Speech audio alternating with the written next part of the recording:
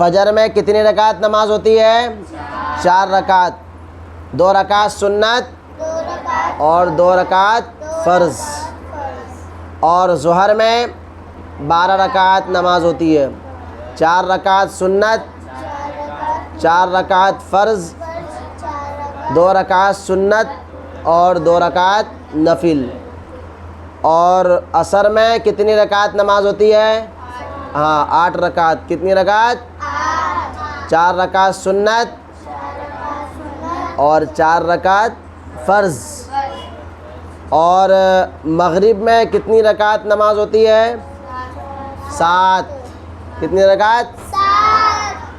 3 رکعت فرض، 2 رکعت سنت اور 2 رکعت نفل۔